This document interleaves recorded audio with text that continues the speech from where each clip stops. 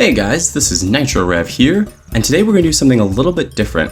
I'm going to be narrating a live game that I played a couple of days ago, because I think it was an interesting game with some teachable moments and some strategies that I kind of just want to elucidate, particularly about the Marquise to Cat, but we're also going to be commentating on some of the stuff that the Vagabond, Riverfolk Company, and Woodland Alliance did that I think were either clever or could have been done a little bit differently, and explain my thoughts on this game. I'm going to try and do it all in one single take, so hopefully it's not a complete mess. Here we go. So I chose the Marquise to Cat, and right off the bat, we have to choose where we're going to position our keep in which corner. So I've got two cards that I could craft with one rabbit workshop, a boot, and a tunnels, and also the Riverfolk Company has a bag that I could buy, fox ambush, or a bird dominance. And right away I'm eyeing that bird dominance because an extra action on turn 1 is going to be very, very nice. I end up choosing the bottom left corner because I feel like you could exert a lot of control over the center.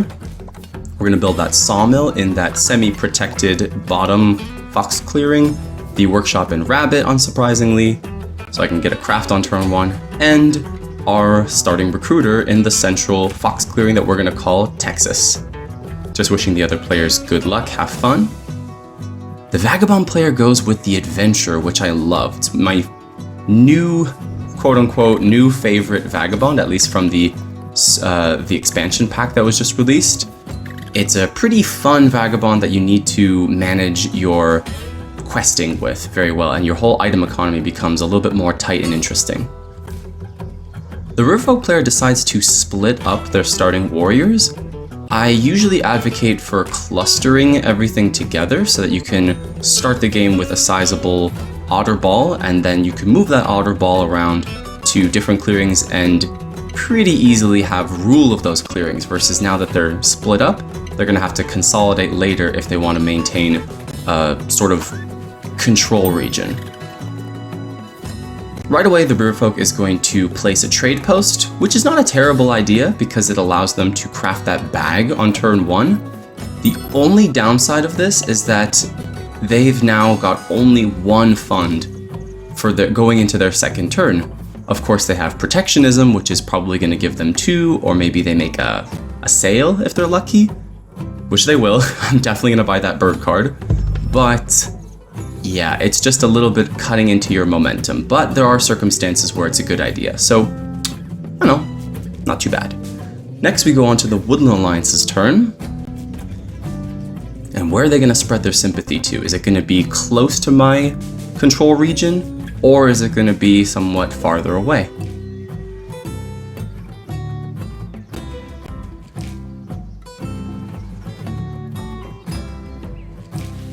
Probably just considering a whole bunch of different options. And ooh, they start with that bottom fox corner. I don't recommend that. Maybe they're trying to put pressure on my sawmill, which is not a bad idea. The problem is that notice it's adjacent to the keep, which of course the Woodland Alliance can't spread sympathy to, so it's practically connected to just one clearing, the bottom mouse. So what some clever opponents could do is wipe away your sympathy from the mouse and the rabbit clearing and force you to revolt in a really not good starting clearing because you've only got one escape route. But so it be. So right away I'm going to buy that bird card. We're going to craft the boot, start us off with 1 point. Maybe get an aid from the Vagabond. That would be nice. And we're gonna do the classic cat opening of build, overwork, build, so we can get a sawmill and recruiter on turn 1, and that bird card means we have an extra action, which we're probably gonna use to remove a sympathy token to gain a point and protect our holdings. So I did a little bit of a misplay here. I knew that I wanted recruiter and sawmill up in the top, but I built the recruiter first, and notice we only have rabbit cards and a sawmill and fox, so I actually can't overwork right now, which I immediately realized and decided to undo. There's no shame in making mistakes. So we're going to undo the action. Instead, we're going to build a sawmill first, and it has to be in rabbit. I decided to put it in the far north because it's farther away from the riverfolk. If they wanted to go and attack me there, they're going to have to move twice, which is 2 of their precious actions. Here I made a move that I really don't recommend in competitive play, where I overwork with the ambush instead of tunnels. Not a good strategy move, but I really just wanted to see what would happen if I crafted tunnels with the cats, so I stubbornly overworked with the ambush. Tunnels might not be so important in this game without another big military faction that's going to contest rule and cut me off, but a lot of the time I really do like tunnels with the cats, because especially when you have a workshop in your keep, so I could mobilize warriors that I save with field hospitals to the other side of the map really quickly. And thankfully the Woodland Alliance doesn't have an ambush here, so I could attack that sympathy and make sure that they don't revolt on my sawmill. And that is the end of turn 1. I wanted to craft tunnels, but then I drew swap meet, which is just... It's a much better card, to put it mildly.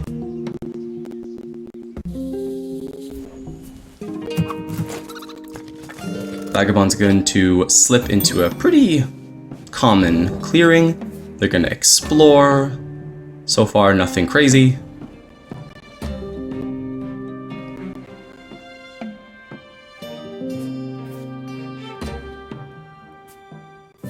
Ooh, they're gonna aid me, which is great. Happy to see that. And let's see what it is that they give me. And baby, it's a dream come true. I got a bird card, so that boot was extremely valuable. It gave me a point, and I got a bird card aid. In a lot of circumstances, I wouldn't advocate for helping out the cats too much, because especially in this matchup where there's no Eerie, because I'll just have a lot easier time expanding and building. But sometimes in some matchups the cats are at a natural disadvantage, and in those circumstances I really like aiding bird cards to the cats.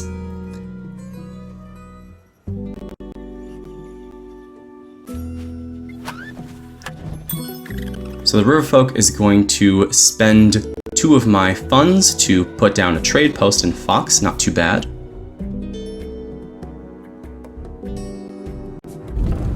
And then they're going to do something that I don't advocate. Well, taking out the sympathy token's a great idea. Pick up a free point.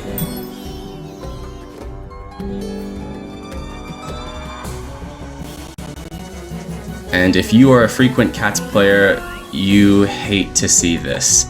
The Riverfolk is going to do an extortion tactic and move their warriors on top of my sawmill. Ugh. So this is problematic for a few reasons. For me, because now I don't rule my sawmill, so in order to use the wood, I'm either going to have to pay them off and buy mercenaries, or I'm going to have to waste an action and move some of my warriors in to regain control. The problem is, and I'm going to check this in a moment, the Riverfolk have a Fox card that's an ambush. So they have Fox ambush, and that means it's going to be hard to battle them. Woodland Alliance revolts in the bottom right clearing. It's probably good news for us because it's far away from our central area of control, so if they're going to be spreading, they're going to be spreading kind of in areas I'm not too scared about.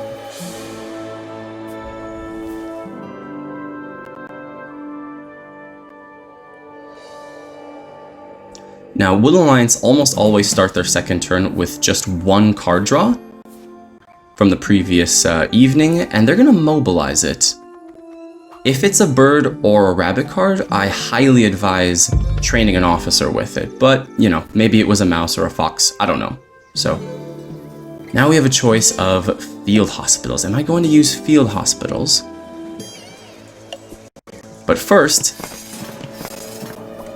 I'm going to change my mind in a moment, because I realized that they priced riverboats at 1. So this is a great opportunity to get revenge on the Riverfolk for trying to extort me on my sawmill. So I bought a service for 1 fund. Remember that you only get protectionism if you have no purchases and nothing in your payments box at the start of your turn, meaning I bought something for 1 and he'll only have that 1 fund going into the next turn. So never price things at 1 after setup. I crafted swap meat and I noticed that he has a fox ambush, so I can't battle his warriors there, which is probably part of his plan of feeling pretty safe in that fox clearing. But lo and behold, I have a bird card, so I'm gonna do a little bit of a maneuver to avoid giving in to his extortion. Some people might think I'm a little bit hard-headed about this, but I despise rewarding the Riverfolk player for extorting cats.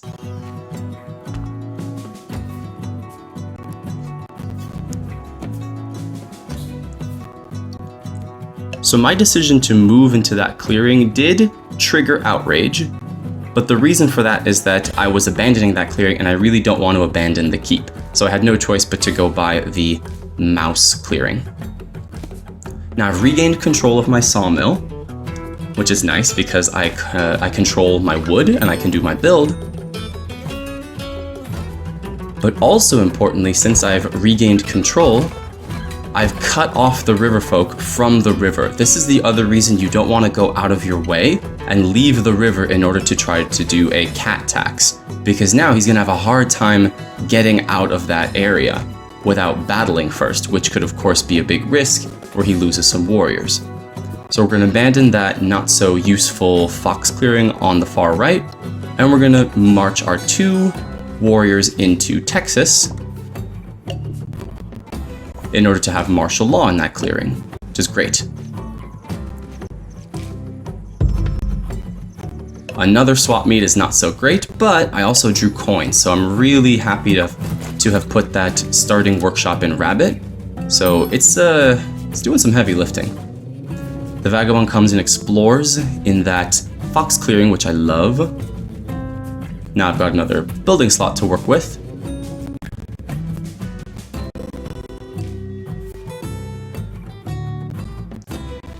They're gonna come into my keep, which makes me a bit nervous, so I'm gonna check what they have. No swords, no crossbow, which is good news, and I'm realizing that they only went into that clearing to craft the coins.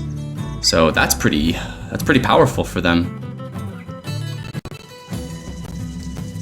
A lot of people really love the adventure because of their ability to have consistency with their quests, but a really big part of their strength is that they start with a hammer, so they could very easily start crafting their own coins and swords.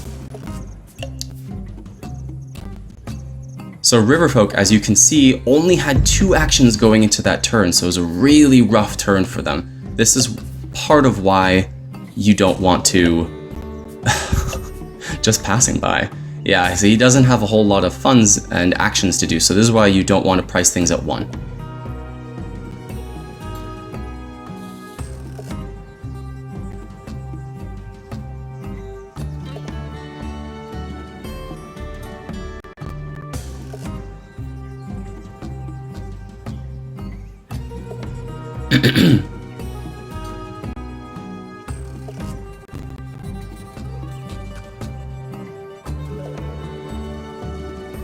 Woodland Alliance is taking an awful long time to decide where they're going to spread sympathy. So they're going to go up into that clearing with little resistance. That I think is a great idea because there's no warriors there at all. Meaning if somebody wanted to go in and remove that sympathy, they'd have to trigger outrage by marching into the clearing and then triggering outrage again to battle the sympathy token. So sympathy loves clearings where there are no warriors. The other option is the Vagabond moves in and doesn't trigger outrage, but that's only one faction.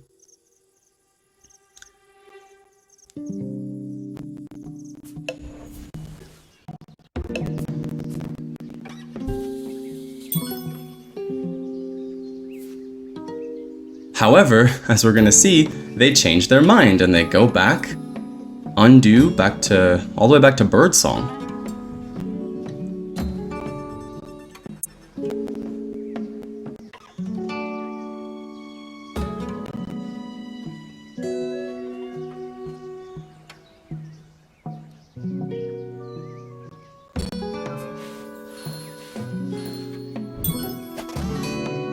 So instead they change their mind and they're gonna spread down into that fox clearing again, which I don't understand. It's very poorly connected. That one over on the far right connected them up to the top right corner, another empty clearing. And because there was martial law in the southern fox clearing, they ended up having to spend 2. I'm not really sure what the plan is, but as we can see, they're also mobilizing their cards into supporters. And they didn't train, so they get to recruit 1. That's good.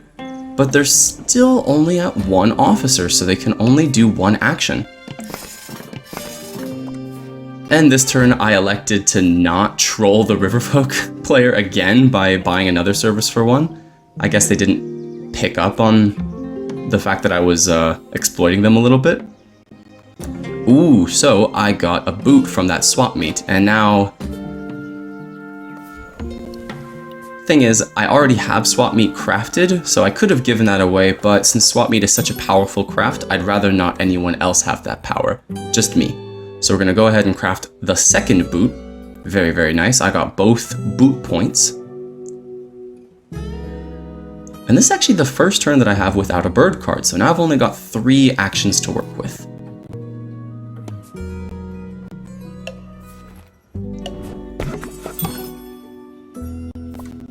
We're going to build a sawmill in the center right there. So now we have 3 sawmills, which means the cats are officially online.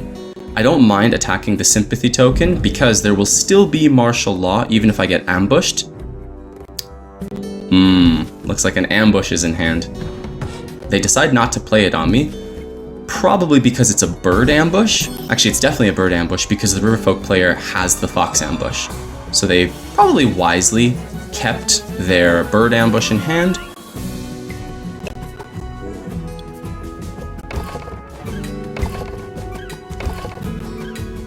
I'm going to recruit again. A principle of playing the cats is that you kind of want to allocate 1 action per turn in order to recruit. That way you could make sure that you're going into mid to late game with a good number of warriors, both for martial law and for rule. So I'm just gonna quickly give a courtesy to the other players to alert them that I am recording the game and just to ask permission to upload the video. I feel like it's just a nice thing to do. Vagabond's gonna go in and do a quest.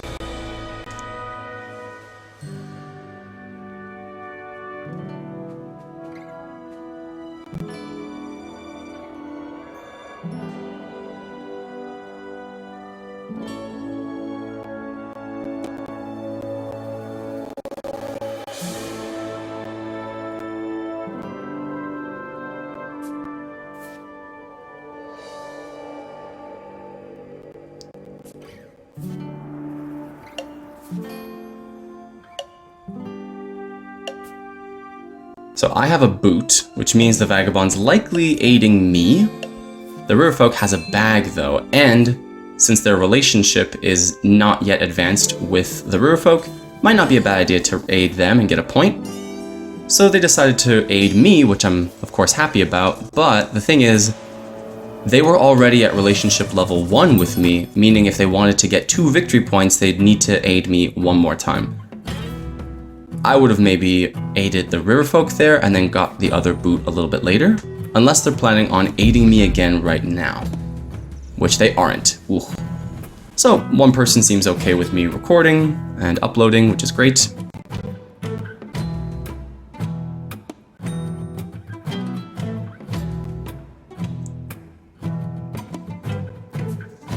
Yeah, always nice to ask.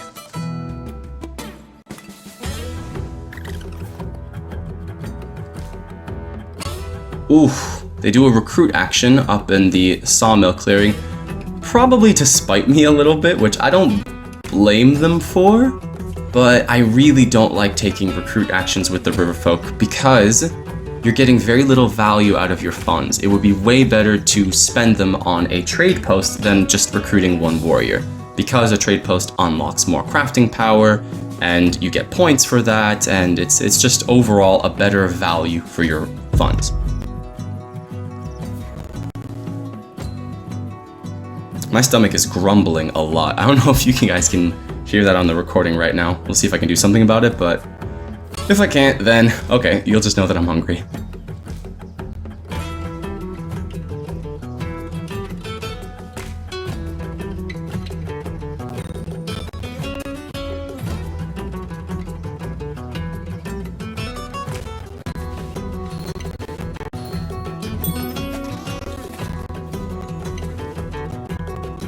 Again, they're gonna spread into a clearing with martial law. I don't understand this. They could be spreading... I guess it's just beckoning to be battled. And there are different schools of thought on the Woodland Alliance. Do you want to constantly get battled, or do you want to spread kind of unencumbered and just move around and get yourself established? I feel like this is not the way to go, because you're spreading over and over into clearings with martial law, so you're not really building up a big burst. And now the Woodland Alliance player is finally going to train another officer, giving them 2 actions. They mobilize the other card, and now the 2 actions that they take are actually, in my opinion, pretty good. I'm still just looking at the River Folk's hand. So they're going to move 2 warriors into the central mouse clearing and then organize one of them. The leftover warrior is going to be protecting that sympathy token. The reason they probably did this is to discourage anyone from trying to attack it and remove it. Although they already have connection to the central fox clearing, so it's not actually connecting them to any extra clearings, but it's going to prevent the token from being removed too easily, especially since martial law is already in effect in that clearing, and they probably won't want to spread there again. I'm going to go ahead and buy tunnels from the Riverfolk Company. Again, I'm just being very stubborn. I want to craft tunnels just to see it do something in this game, and I think that the Riverfolk player is kind of in a bad way at the moment, and I'd like to help them out. Give them a couple of funds. I got their fox ambush, which also kind of penalizes them a little bit for that nice purchase I made. And now the question is, what do I give back to them? Do I want to give them swap meat, which they will probably be able to easily craft, or am I going to give them that, fox dominance card, which I probably wasn't going to use anyway. So we're going to accomplish the dream that I've been going for, which is crafting tunnels. Hooray.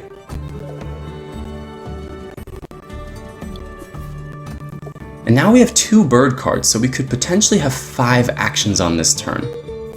So it all depends on, should I save them for a future turn, or should I make use of them now to push myself forward?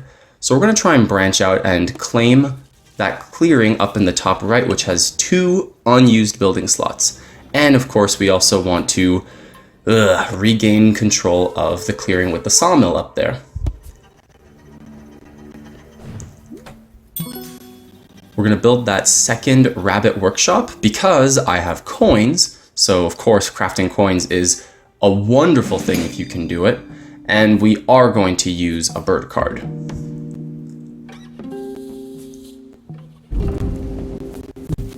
Now, of course, that I have the fox ambush, I don't have to worry about being ambushed myself, although I wasn't expecting a 3/3. Now, I'll at least have something to spend for field hospitals, and obviously if you can save 3 warriors for 1 card, it's worth it. But now I have to take an extra action to control that sawmill clearing, which is now undefended because of rolling pretty badly. We still have another bird card, so I don't mind taking 1 more action before the march.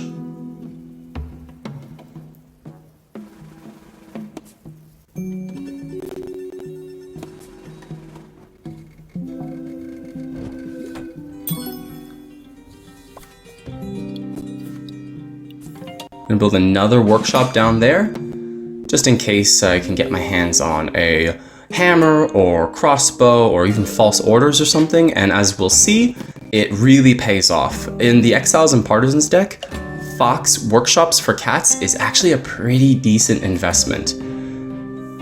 So I'm looking at their sympathy track, and they only have 2 supporters at the moment, which means it's possible, but unlikely that they're going to be able to revolt on my clearing in the middle with 2 foxes. So I'm going to risk the revolt in order to protect that undefended clearing in the south. So those were my 2 choices, were to battle that sympathy token in the central fox, or that would have left my southern fox clearing with the workshop and the sawmill completely undefended. So we're going to use that other move from March to maintain martial law in the center. So we're really putting a lot of pressure on the Woodland Alliance. Even though they're less than half my current victory point score, we all know how devastating the Woodland Alliance can be when they get really online.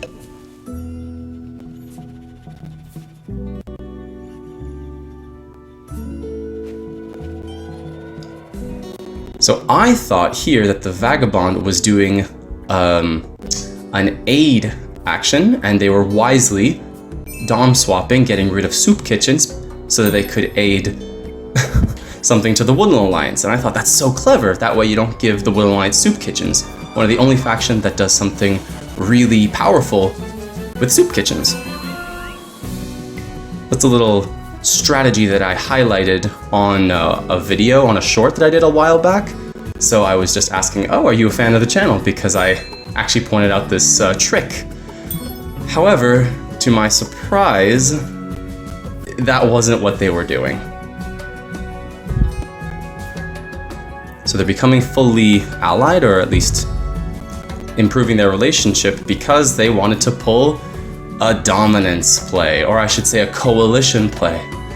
And if you guys follow my channel, you know I really don't like coalitions, especially when you coalition with the most point-bursting faction, the Woodland Alliance. So now I'm getting a little bit nervous, because it's pretty easy to win with a coalition. They can just trigger outrage a whole bunch of times, really feed the Woodland Alliance, and they can easily overtake me even though I'm at 14 points and Woodland Alliance is at 6. But this just means we gotta work together, me and the Riverfolk player, so I'm gonna start purchasing a little bit more, and maybe if I'm lucky, they'll start hitting the Woodland Alliance and doing a little bit of work for me. Yeah, this is the problem. So they attack, and because of guerrilla war, the Riverfolk loses martial law and a warrior in that clearing, and the Woodland Alliance player loses nothing. So I'm just making a little informal agreement with the Riverfolk player that we're now kind of buddy-buddy.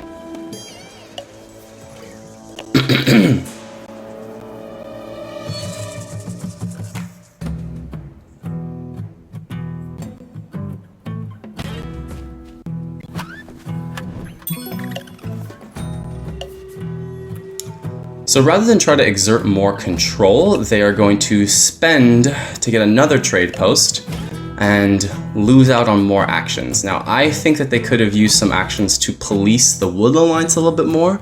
I generally advise against putting too many trade posts out early, because it cuts into your long-term action economy. Trade posts are something you can always get easily in the late game to burst forward for points. So I generally advocate for saving those points on your board for a little bit later. Unless, of course, you're going to craft something, in which case, of course, put that trade post down. So now that Woodland Alliance has a coalition buddy, let's see what they decide to do. Oh, Master Engravers is so powerful, especially for a crafty faction. Fortunately, a lot's been crafted already. Like both of the boots, one of the bags, I think, and I'm about to craft the second coins. They're still at 2 officers, and they're mobilizing. Now this is what makes me feel a little bit better. If they can't get to that threshold of having 3 to 5 officers, it's going to be pretty hard to race against the cats who are about to craft the coins.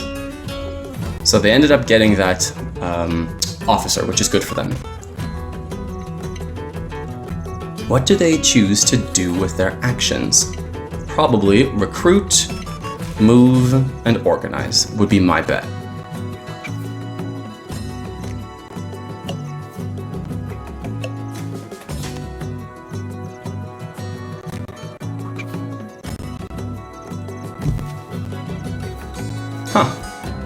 They're recruiting twice. Oh, undo.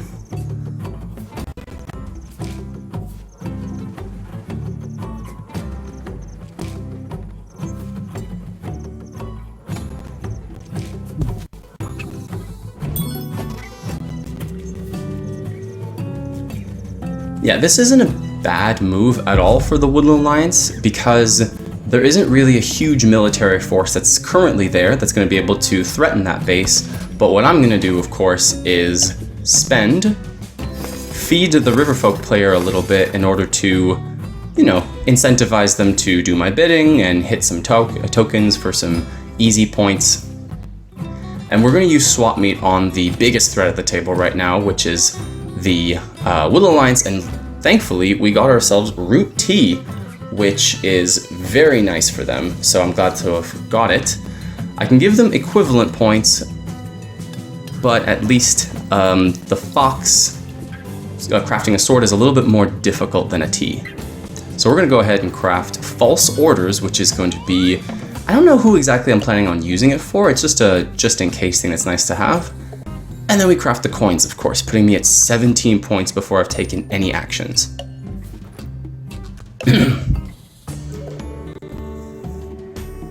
So I'm at a pretty commanding lead, but the threat of the coalition is still pretty strong. So I think I'm in a very nice position that I could race forward for some points and maybe make myself almost unstoppable. It's at this stage of the game where you're arriving at the 20-point range where you really want to focus on sawmills, because getting more sawmills is what's going to allow you to burst forward and potentially get a bunch of points on a final turn. If all you have is recruiters, then you're not generating enough wood to really burst for a finish. So we're going to hit that Fox Sympathy in the center where there's martial law, because that's going to make it harder for them to spread, get another Fox token, and craft that sword that I gave them back. So it was all part of the plan. And if you'll notice, I drew a crossbow, which is fantastic because I can craft that with that new Fox workshop I got. And I'm just looking in the discard to see if the bird crossbow has been discarded, and it has been. Great, so now I know that because there are only 2 crossbow cards in the deck, nobody can craft the crossbow from under me. I didn't read that message, so yeah, I got it.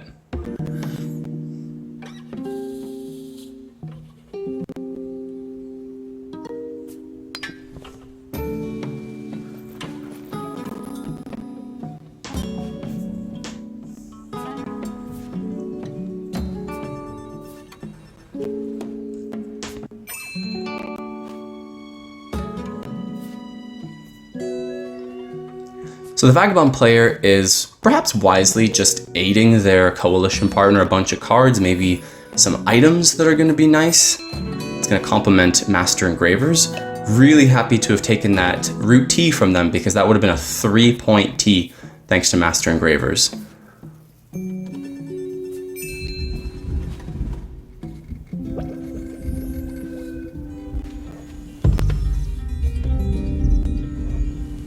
Man, just completely going ham with those aids.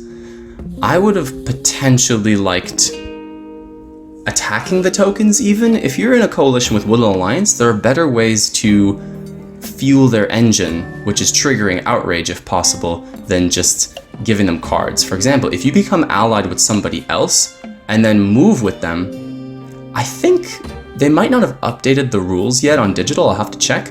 But the official ruling is that when you move allied warriors as the Vagabond onto a sympathy token, it's the moved warriors that pay outrage. So he could theoretically become allied with me or the Otters and just move back and forth onto the tokens to generate tons and tons of supporters. Ooh, so the Riverfolk, that's a really rough play. They moved in, triggered outrage, tried to battle the token with just 1 warrior, and if they get ambushed, which they didn't, luckily for them, they would have lost their warrior and not taken out the token. I think this was a great play on the part of the Woodland Alliance player to withhold that ambush, since now they got 7! They have a 7th supporter. So they'll easily be able to place 3 sympathy tokens in Birdsong before maybe going on to spread via organize action in evening. Okay, so it's probably still a bird ambush, and therefore this one they are more willing to spend a mouse ambush to defend.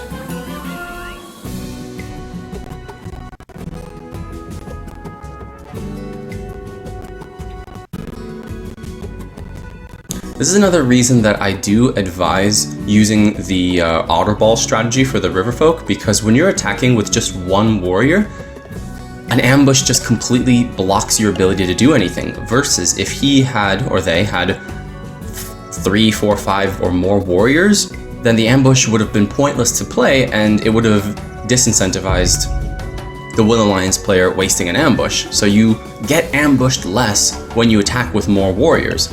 But if you attack with relatively few, you get ambushed more.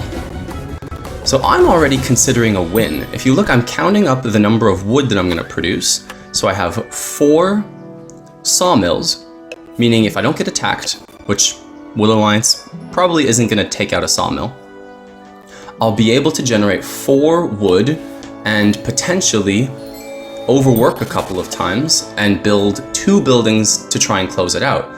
Not forgetting that I have a crossbow. If you want, you can pause the video right now and see if you can solve the game for me. I can craft the crossbow for 1 point. And then how can I close the gap and get to 30 this turn?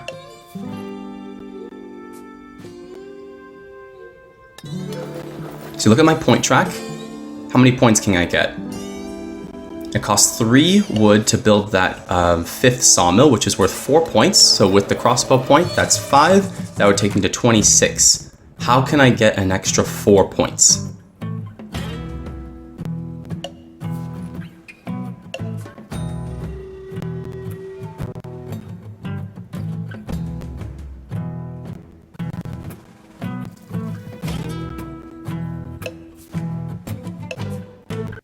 So I'm looking and notice that the Riverfolk has a bird card in hand, which is fantastic. Now, if you remember, on the Riverfolk's turn, the last action that they took was drawing a card, and that turned out to be the fatal mistake, because they drew a card and it happened to be a bird card, and since the cat's, me, has 4 warriors in the reserve, that means no matter what they price their hand cards at, I will be able to make a purchase, and therefore I can get an extra action. So this is very dangerous as the Riverfolk, and you have to be aware of the fact that your presence makes it a lot easier for opponents to find endgame puzzle solves, because they could maybe buy a card or purchase mercenaries or gain access to the rivers, and they would be willing to pay 4 for it if it means winning the game. So just be cognizant of that. And I don't think the Riverfolk player realizes that the win is within my grasp, because they still purchase their hand at 2, or set their hand prices, I should say, at 2.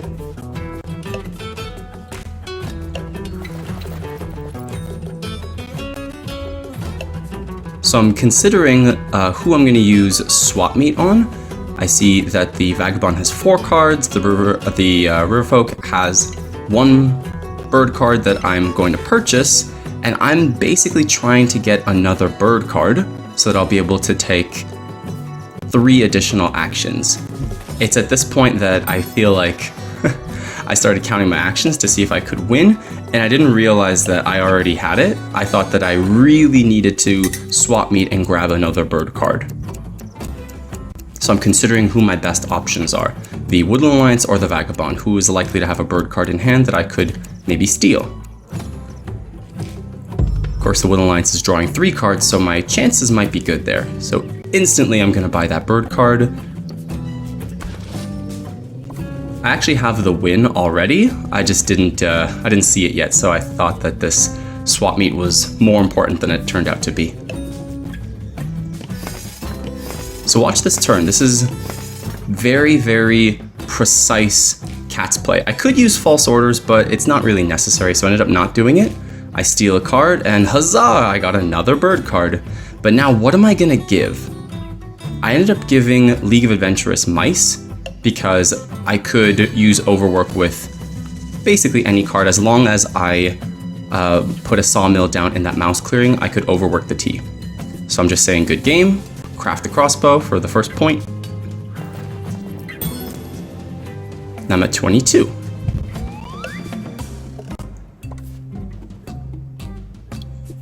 So I'm gonna build a sawmill in that mouse clearing to ensure that I can overwork with that mouse T card. Notice I have 1 wood left over. Doesn't really matter, I can put the wood anywhere.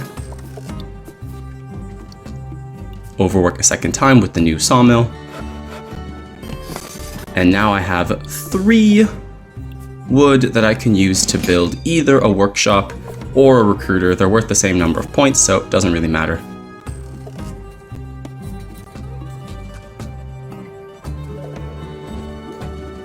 Which brings me to 29, and it's at this point that I realized I didn't even need the additional bird card.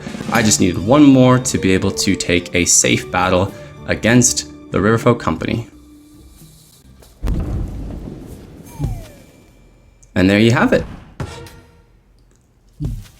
So that's that. I hope that you appreciated seeing how bursty the Marquise de Cat can be in terms of getting to a final endgame situation in a good spot. It requires a few bird cards in hand or being able to purchase one from the Riverfolk, having a good number of sawmills so I can actually get some points, and maybe a stealth craft or 2. So things really worked out well for me in the end of this game, but I think that the Marquise de Cat is actually really viable if played with this sort of intentional way. So I hope you guys enjoyed this playthrough video, and if you want more like it, then let me know. I'll see you guys next time.